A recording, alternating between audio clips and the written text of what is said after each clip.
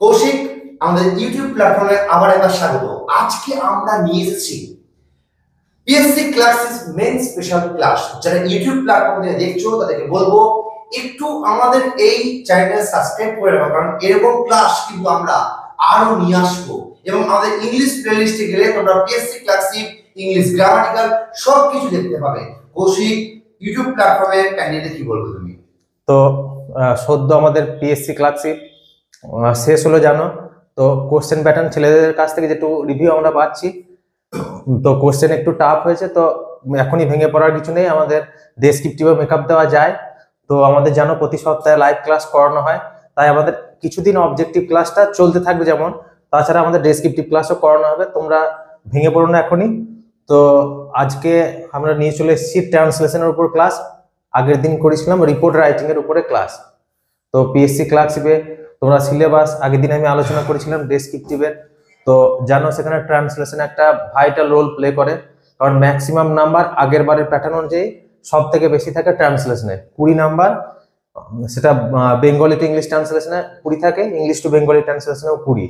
যেহেতু আমাদের টিয়ার 1 টিয়ার 2 বা প্রিলিমিনারি মেন এক্সাম যোগ হয়ে মেরিট হয়, তো আমার মেনটাকে ছোট করে দেখলে হবে না, আমার মেনটাকেও সমান গুরুত্ব দিতে হবে। তো যেহেতু আমাদের ট্রান্সলেশনে ম্যাক্সিমাম মার্কস থাকে, তো আজকে আমরা শিখবো কিভাবে ট্রান্সলেশন করতে হয়। তো এখন আমরা ইংলিশ টু বেঙ্গলি ট্রান্সলেশন করাবো। তোমরা চাইলে আমরা বেঙ্গলি টু ইংলিশ ট্রান্সলেশনও নিয়ে আসবো ভবিষ্যতে। তো শুরু করব আজকের ক্লাস। তো ট্রান্সলেশন মানে জানো তোমরা অনুবাদ। তো আমাদের যেটা থাকে, একটা থাকে বেঙ্গলি টু ইংলিশ ট্রান্সলেশন আর একটা ইংলিশ টু বেঙ্গলি ট্রান্সলেশন। তো আজকে আমরা করব ইংলিশ টু বেঙ্গলি ট্রান্সলেশন। তো ট্রান্সলেশন আমরা ছোট থেকেই করে আসছি, সেটা টেন্সের ক্ষেত্রে এবং মাধ্যমিক থেকে আমরা ট্রান্সলেশন শিখেছি। তো সেখানে আমাদের কি হতো, সেখানকার থেকে একটু প্যাটার্নটা আলাদা। এখানে কি আমাদের এখানে একটা কথা মাথায় রাখতে হবে সব সময়, যে আমরা ওয়ার্ড বাই ওয়ার্ড ট্রান্সলেশন করব না, আমরা সবসময় ভাবটা ট্রান্সলেট করব। ওয়ার্ড বাই ওয়ার্ড ট্রান্সলেশন বলতে আমি কি বোঝাতে চাইছি, ধরো লিখলাম I am a student, I am a student. তো ওয়ার্ড বাই ওয়ার্ড ট্রান্সলেশন মানে প্রতিটা ওয়ার্ডে ট্রান্সলেট করব। তো এখানে আমি বাংলাটা কি লিখবো, আমি হই একজন ছাত্র, আমি হই একজন ছাত্র। আর একটা কথা বলে রাখি, এই ডেসক্রিপটিভ রাইটিং এর ক্ষেত্রে একটু বাস্তববাদী হবে। তো আমরা নর্মালি যদি আমাদেরকে কেউ জিজ্ঞাসা করে যে তুমি কোন পেশায় আছো বা কি করো, তুমি কি বলবে এরকম ভাবে যে আমি হই একজন ছাত্র? আমরা তো বলি না, তখন কি বলি, আমি ছাত্র। তো আমরা ওই প্যাটার্নটাই, স্পোকেন ইংলিশের প্যাটার্নটাও আমরা রিটেনে ফলো করব। তো এখানে আমি হই একজন ছাত্র, এটা গেল ওয়ার্ড বাই ওয়ার্ড ট্রান্সলেশন। কিন্তু আমাদের যেহেতু এটা কম্পিটিটিভ এক্সাম ভিত্তিক, তাই আমাদের ভাবটা ট্রান্সলেট করব। তো এখানে আমি কি লিখবো, আমি ছাত্র। তো আমার মানে একই থাকলো, অথচ ওয়ার্ড বাই ওয়ার্ড ট্রান্সলেট হলো না। এখানে আর একটা সুবিধা আছে ওয়ার্ড বাই ওয়ার্ড ট্রান্সলেশন না করার, ভাব ট্রান্সলেট করার। ইন কেস তুমি একটা ওয়ার্ডের মানে যদি ভুলে যাও, এবার ওয়ার্ড বাই ওয়ার্ড ট্রান্সলেট করতে গেলে তো তোমাকে সেই পার্টিকুলার ওয়ার্ডের যেটা মানে সেটাই ব্যবহার করতে হবে। কিন্তু আমি যদি ভাব ট্রান্সলেট করি, আমি সেন্টেন্সটা দুবার পড়ার পরই অটোমেটিক্যালি আমার একটা মিনিং মাথায় চলে আসবে, তখন সেটা আমি লিখতে পারবো। কিন্তু ওয়ার্ড বাই ওয়ার্ড ট্রান্সলেশনের ক্ষেত্রে সেটা আমার হবে না। তো আমাদের মেন ফ্যাক্টর যেটা মাথায় রাখবো কি, যে ওয়ার্ড বাই ওয়ার্ড ট্রান্সলেশন করব না, কি ট্রান্সলেট করব, ভাব ট্রান্সলেট করব। ঠিক আছে। ধরো আবার যদি উদাহরণ হিসেবে জিজ্ঞাসা করি যে who is the foreign minister of India, যে জিজ্ঞাসা করি যে ভারতের বিদেশ মন্ত্রী কে, তো আমি কি এটা বলবো যে দ্য ফরেন মিনিস্টার, আমি ট্রান্সলেট করার সময় এটাই করবো, the foreign minister of India,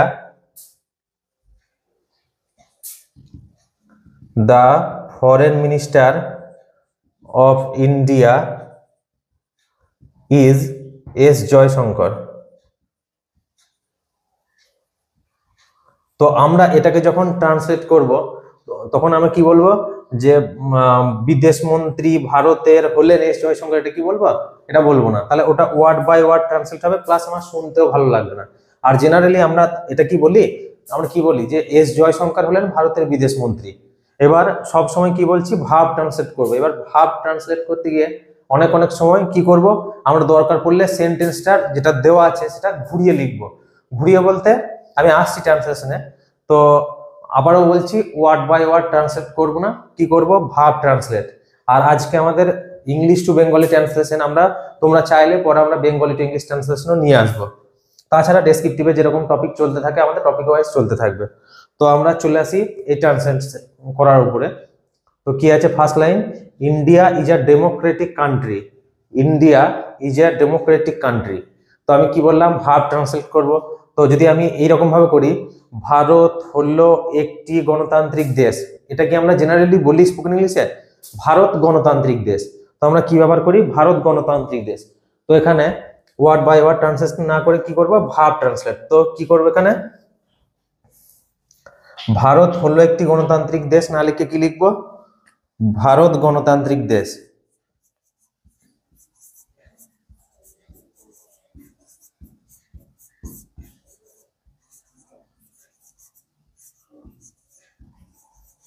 Bharat গণতান্ত্রিক দেশ। তো চলে আসি পরের লাইনে, it has the largest written constitution in the world, it has the largest written constitution in the world. তো আমরা পার্থক্যটা বুঝো, যদি আমরা ওয়ার্ড বাই ওয়ার্ড ট্রান্সলেশন করি তো কি করব, এর আছে বিশ্বের বৃহত্তম সংবিধান পৃথিবীতে। তাই কি করব, এর আছে বিশ্বের বৃহত্তম সংবিধান, লিখিত সংবিধান পৃথিবীতে। তাই তো বলবো না, আমরা নর্মালি ডেইলি লাইফ এটা বলি কি। তো আবার যদি এরটা ব্যবহার করি, দেখো ইন্ডিয়ার পরিবর্তে আমি এর ব্যবহার করলে কোনো না কোনো ভাবে ইন্ডিয়াকে আমার ছোট করা হচ্ছে যেহেতু। আর তো আমরা এটা কি করব, ঘুরিয়ে লিখবো, আর এবং তার সাথে সাথে ভার্ব ট্রান্সলেট। তো আমরা এটা কি লিখবো, ভারতীয় সংবিধান বিশ্বের বৃহত্তম লিখিত সংবিধান, ভারতীয় সংবিধান, ভারতীয় সংবিধান, ভারতীয় সংবিধান বিশ্বের বৃহত্তম, বিশ্বের বৃহত্তম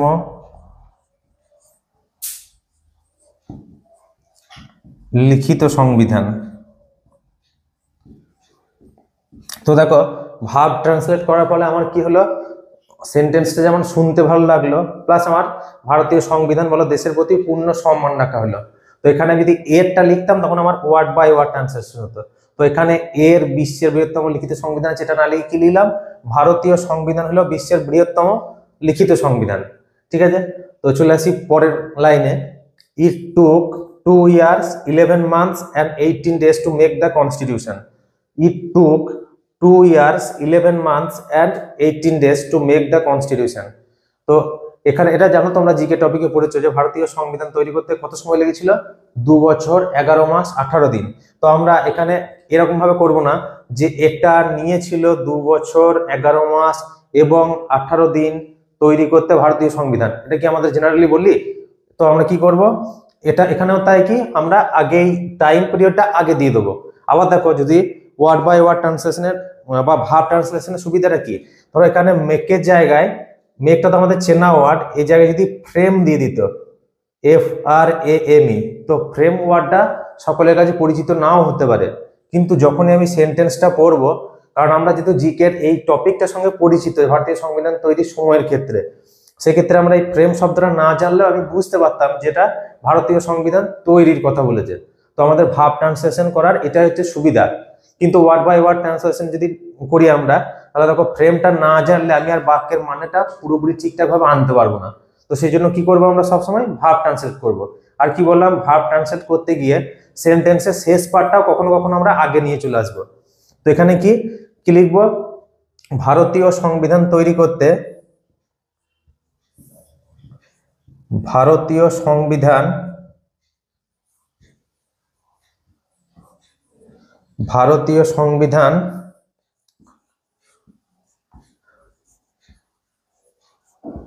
তৈরি করতে। আর এখানে একটা অনেকের প্রশ্ন থাকে, যেখানে যে 2টা এরকম ভাবে লেখা আছে, এটা কি বাংলা 2 লিখবো, 11টা কি বাংলা 11 লিখবো। তবে এটাতে খুব বেশি এফেক্ট করবে না, তবে যদি সময়ের থাকে বা আমার ব্রেন তখন সেই মুহূর্তে অ্যাক্টিভ থাকে, তো সেখানে আমি বাংলা লিখে দিলেও ক্ষতি নেই, সেটা ভালোই হবে বরং। কিন্তু তাই বলে যে এর জন্য নাম্বার কাটবে সেটা কিছু নয়। তো ভারতীয় সংবিধান তৈরি করতে সময় লেগেছিল,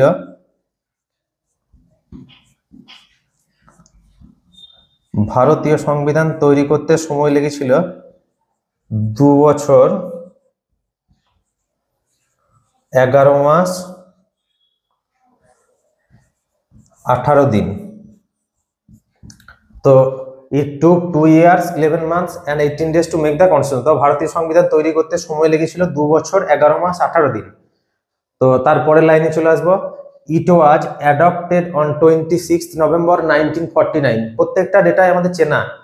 তো it was adopted on 26th November 1949। তো আমরা যদি এটা ওয়ার্ড বাই ওয়ার্ড ট্রান্সলেট করি কি হবে, এটা হয়েছিল গ্রহণ করা 26শে নভেম্বর 1949 সালে। এরকম করবো না, আমি কি বললাম, দরকার হলে সেন্টেন্সের শেষ পার্টটা আগে নিয়ে চলে আসবো।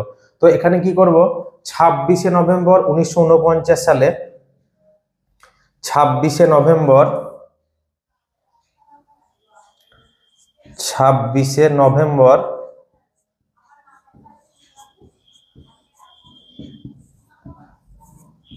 1949 সালে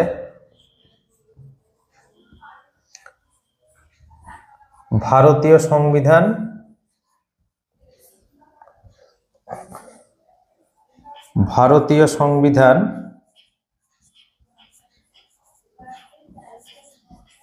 গ্রহণ করা হয়েছিল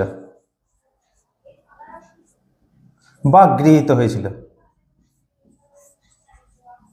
তো এখানে কি করলাম, আমি এই টাইম পিরিয়ডটা বা ডেটটা আর ইয়ারটা প্রথমে দিয়ে দিলাম। তো 26শে নভেম্বর 1949 সালে ভারতীয় সংবিধান গ্রহণ করা হয়েছিল। চলে আসবো আমরা পরের টপিকে, পরের সেন্টেন্সে, ইট came into force on 26 January 1950। তো এইরকম যদি কেস হয়, এই ইটটা আমরা এটা হিসেবে গ্রহণ করব না, ইটটাকে আমরা ভারত হিসেবে লিখবো বা আমাদের দেশের নাম দিয়ে লিখবো, যে কারণে কি আমার শুনতেও ভালো লাগে, প্লাস দেশের প্রতি পূর্ণ সম্মান রাখা হবে। আমি এটা চালু হয়েছিল, এটা বারবার যদি এটা বলতে থাকি তাহলে আমাদের সংবিধানকে কোনো না কোনো ভাবে ছোটই করা হচ্ছে। আমি এটা না লিখে কি লিখবো, ভারতীয় সংবিধান। আর যখন দেশের কথা আসবে, এটা না লিখে ভারত লিখবো, ঠিক আছে। তো পরের সেন্টেন্সটা কি, it came into force on 26 January 1950। It came into force on 26 January 1950। এবার দেখো, এখানে যদি কোনো কারণে কেম ইনটু ফোর্স কথাটার মানে ভুলে যাও, তো আমি যদি ওয়ার্ড বাই ওয়ার্ড ট্রান্সলেট করি সে আবার কনসেপ্টে, তো আমি এখানে বাক্যের মানেটা কিন্তু আনতে পারবো না। কিন্তু যেহেতু এই সালটা তোমার চেনা সাল, তুমি জানো যে 26শে জানুয়ারি 1950 সালে ভারতীয় সংবিধান কি হয়েছিল, চালু হয়েছিল। তো আমার এটাই হচ্ছে ভাব ট্রান্সলেশনের সুবিধা। তো আমরা এই ভাবটাই পুরোপুরি রাখার চেষ্টা করব, ওয়ার্ড বাই ওয়ার্ড ট্রান্সলেট না করে। তো এখানেও কি, আর বারবার বলছি, যদি কোনো সাল বা ডেট থাকে সেটাকে আমরা ঘুরিয়ে লিখবো। এখানে সাল, ডেটটা এবং সালটা শেষে আছে, এটা আমরা প্রথমে নিয়ে চলে আসবো, ঠিক আছে। তাহলে আমার শুনতেও ভালো লাগবে, প্লাস আমার ভাবটাও বজায় থাকবে। তো এখানে কি করব, 26শে জানুয়ারি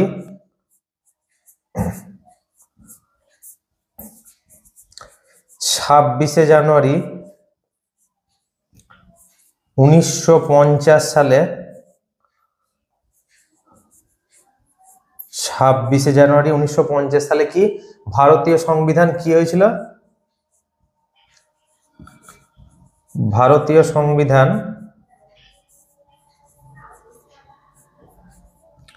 কার্যকরী হয়েছিল। 26শে জানুয়ারি 1950 সালে কি ভারতীয় সংবিধান কার্যকরী হয়েছিল, ভারতীয় সংবিধান কার্যকরী হয়েছিল। তো আমি কি বললাম, যেখানে আমি ইট পাবো এখানে, বা কোনো দেশের ক্ষেত্রে হোক বা কোনো বিখ্যাত ব্যক্তির ক্ষেত্রে হোক, মানে যদি বারবার হি থাকে তো আমি সে কথাটা ইউজ করব না। আমি, হ্যাঁ, সে হয়তো কোনো সিচুয়েশনে ইউজ করতে হলে সেটা আলাদা ব্যাপার, কিন্তু সবসময় সে দিয়ে ইউজ করবো না, কারণ তাকে কোনো না কোনোভাবে ছোটই করা হয়, তার প্রতি মর্যাদা রাখা হবে পূর্ণ। যদি ভাব ট্রান্সলেট করি, তো ধরো রবীন্দ্রনাথ সম্পর্কে, তাহলে রবীন্দ্রনাথ সম্পর্কে কোনো একটা ট্রান্সলেশন দিয়েছে, আমরা সেখানে রবীন্দ্রনাথ ঠাকুর কথাটাই ইউজ করব, শুধু সে ইউজ করব না। যে তাতে আমাদের কি শুনতেও ভালো লাগবে, লেখাটা স্ট্রাকচারও ঠিক থাকবে, প্লাস আমার রবীন্দ্রনাথের প্রতি পূর্ণ সম্মানও রাখা হবে। তো এখানে কি 26শে জানুয়ারি 1950 সালে ভারতীয় সংবিধান কার্যকরী হয়েছিল। এবার আসি লাস্ট সেন্টেন্স কি, B R Ambedkar is considered as the father of Indian constitution. B R Ambedkar is considered as the father of Indian constitution. এবার এখানে অনেকের প্রশ্ন থাকে, ধরো এখানে এইভাবে ডাইরেক্টলি না দিয়ে এটা ইনভার্টেড কমা দিয়েছে, the father of Indian constitution, the father of Indian constitution. অনেকের মনে প্রশ্ন থাকে, তাহলে এই পার্টটা কি ইনভার্টেড কমার মধ্যে লিখবো? হ্যাঁ, এটা ইনভার্টেড কমার মধ্যে লিখলে তো ভালো হয় অবশ্যই, কিন্তু কোনো কারণে তুমি যদি ইনভার্টেড কমাটা ছেড়েও আসো, যেহেতু টাইম ফ্যাক্টর, 1 ঘন্টার মধ্যে আমাকে এতগুলো টপিক লিখতে হবে পিএসসি ক্লার্কে, তো আমি যদি এটা ছেড়েও আসি সেটা এমন কিছু প্রভাব পড়বে না, তবে করে দিলে ভালো হয়। কিন্তু করে দিলে ভালো হয় আমি যেন এখানে যেমন the father of Indian constitution অর্থাৎ ভারতীয় সংবিধানের জন্য শুধুমাত্র এই পার্টটাই কিন্তু ইনভার্টেড কমার মধ্যে লিখবো। মানে তাড়াহুড়ো মাথায় এখানে পুরোপুরি বি আর আম্বেদকর থেকে একদম এই কনস্টিটিউশন পর্যন্ত ইনভার্টেড কমা দিয়ে দিলাম, এরকম করব না, ঠিক আছে? তাই যদি এটা আমার বুঝতে কোনো অসুবিধা হয় তখন আমি ইনভার্টেড কমা বাদ দিয়ে করব। আর যদি দেখি যে না আমার টাইমে ঠিকঠাক আছে, টাইম ঠিকঠাক আছে, বা আমি বুঝতে পারছি পুরোপুরি কতটুকু জায়গা ইনভার্টেড কমা দিতে হবে, সেই ক্ষেত্রে আমি ইনভার্টেড কমাটা ব্যবহার করব। তো এখানে কি বি আর আম্বেদকর কে ধরা হয় ভারতীয় সংবিধানের জনক হিসাবে। তো আমরা কি জেনারেলি স্পোকেন ইংলিশ এরকম ভাবে বলি বা বেঙ্গলিতে যে বি আর আম্বেদকরকে ধরা হয় ভারতীয় সংবিধানের জনক হিসাবে? না। তো আমরা কি করবো এক্ষেত্রে, ভাবটা ট্রান্সলেট করবো কি, তো এখানে কি লিখবো, বি আর আম্বেদকর হলেন ভারতীয় সংবিধানের জনক। তো তার মানেই তো তাই যে বি আর আম্বেদকরকে ভারতীয় সংবিধানের জনক বলা হয়। তো এখানে কি লিখবো, বি আর আম্বেদকর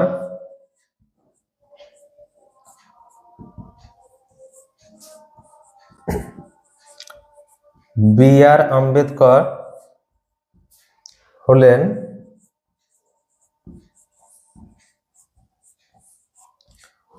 ভারতীয় সংবিধানের, আবার বলছি যারা ইউটিউব বা ফেসবুকে দেখছো একটু ভিডিওটা শেয়ার করে দিও, চ্যানেল সাবস্ক্রাইব করে রাখো, ভিডিওটা লাইক করে দিলে এরকম ভাবে আমরা আরো ক্লাস তোমাদের কাছে নিয়ে আসতে পারি। তো বি আর আম্বেদকর হলেন ভারতীয় সংবিধানের জনক। এবার আর একটা জিনিস, হয়তো কোনো একটা ইম্পর্টেন্ট কোটেশন বা কারো একটা উক্তি এখানে ইনভার্টেড কমা ছাড়া দেওয়া আছে, তো আমরা হয়তো কোনো বইয়ে টেক্সট বইয়ে পড়ে অভ্যস্ত যেটাতে ইনভার্টেড কমা থাকে।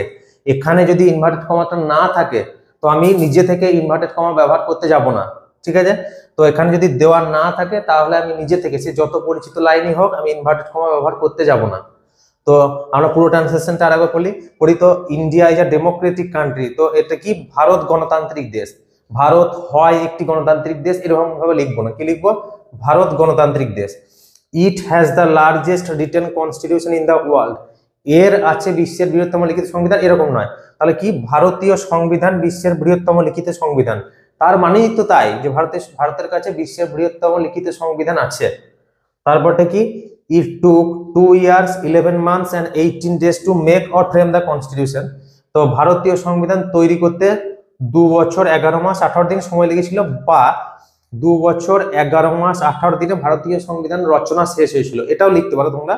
তো 2 বছর 11 মাস 18 দিনে ভারতীয় সংবিধান রচনা শেষ হয়েছিল, আমরা এটাও লিখতে পারি। কিন্তু এটা নিয়েছিল 2 বছর 11 মাস এবং 18 দিন তৈরি করতে সংবিধানটি, এরকম করব না, ঠিক আছে? তো পরের লাইনটা আসি, ইট ওয়াজ অ্যাডপ্টেড অন 26 নভেম্বর 1949, তো এটা হয়েছিল গ্রহণ করা 26 নভেম্বর 1990 সালে, এরকম নয়। এরকম কেসে আমি কি করব, সালটা এবং ডেটটা আগে নিয়ে চলে যাব। তো কি করব, ওখানে 26 নভেম্বর 1949 সালে ভারতীয় সংবিধান গ্রহণ করা হয়েছিল, ঠিক আছে? তারপরটা কি, it came into force on 26 January 1950, এক্ষেত্রেও কি আমি সালটা আগে নিয়ে চলে যাব। তো 26 জানুয়ারি 1950 সালে ভারতীয় সংবিধান কার্যকরী হয়েছিল বা কার্যকর করা হয়েছিল। তারপর B R Ambedkar is considered as the father of Indian constitution, তো বি আর আম্বেদকর হলেন ভারতীয় সংবিধানের জনক। তো ট্রান্সলেশনে আবারও বলছি, ভাব ট্রান্সলেট করব, ওয়ার্ড বাই ওয়ার্ড ট্রান্সলেট করব না, ঠিক আছে? এবার কোনো ওয়ার্ডের ধরো মানে ভুলে গেলে তুমি, সেক্ষেত্রে আমি মেকআপ কিভাবে দেবো, আমি পুরো প্যাসেজটা দরকার হলে একবার পড়বো, ঠিক আছে? এবার তুমি যখনই 2বার 3বার পড়বে, হয়তো কোনো ট্রান্সলেশনে লাইনের পুরো মানেটাই ভুলে গেলে বা কোনো একটা পার্টিকুলার ওয়ার্ডের মানে ভুলে গেলে, তখন আমি কি করব, 2বার পড়বো, পড়লে দেখবে অটোমেটিক্যালি তোমার একটা ভাব মনের মধ্যে চলে আসছে, আমি সেই ভাবটাই নিজের মতো করে বাংলায় ট্রান্সলেট করে লিখবো, ঠিক আছে? আর কি বললাম, ইনভার্টেড কমা যদি দেওয়া থাকে তবে আমি ইউজ করব, তাও দেখে, যদি আমি বুঝতে না পারি কোন পার্টে ইউজ করব সেক্ষেত্রে আমি ছেড়ে দেবো। আর কোনো পরিচিত লাইন যেটা আমাদের টেক্সট বইয়ে পড়া, সেই লাইনে আমরা জানি যে ইনভার্টেড কমা ব্যবহার করা হয়, কিন্তু এখানে এই প্যাসেজ যদি ব্যবহার না করা থাকে তো আমরা জোরপূর্বক সেটা ব্যবহার করব না। তো এই গেল আমাদের আজকে ট্রান্সলেশনে। আমরা পরের দিন নিয়ে আসবো প্রেসি রাইটিং। আগে আমাদের একটা ওভারঅল সিলেবাসের একটা গ্রাফ আমরা মাথার মধ্যে রাখবো, আগের দিন যেহেতু রিপোর্ট করেছি আজকে ট্রান্সলেশন, পরের দিন প্রেসি। এইবার আমাদের বেসিকটা জানা হয়ে গেল, এবার তোমরা যদি চাও তো আমাদের এই উপরেই আরো টপিক ওয়াইজ আমাদের রাইটিং প্র্যাকটিস করানো হবে। এবং আরো বিভিন্ন রাইটিং যেগুলো কমন যোগ্য, যেগুলো আসার মতো পরীক্ষাতে প্রিভিয়াস ইয়ারে মতো ফলো করে, প্যাটার্ন ফলো করে সেরকম ক্লাস আমরা ভবিষ্যতে আরো নিয়ে আসবো। আর আমাদের অনলাইন ক্লাস তোমরা জানো প্রতি সপ্তাহে আনা হয়, তাছাড়া আমাদের অফলাইন ব্যাচ চলে কাটোয়া এবং কাঁদড়াতে। আর আমাদের নতুন ব্যাচ শুরু হচ্ছে আগামী মাস থেকে। তো তোমরা চাইলে অবশ্যই নিজেদের নাম নথিভুক্ত করবে আমাদের ডেসক্রিপশনে দেওয়া নাম্বারে। আর লিমিটেড সিট আমাদের, তো সত্ত্বেও আমাদের সাথে যোগাযোগ করো। আর আমরা পরের দিন আবার প্রেসি রাইটিং এর উপর ডেসক্রিপটিভ ক্লাস আমরা নিয়ে আসছি। ধন্যবাদ।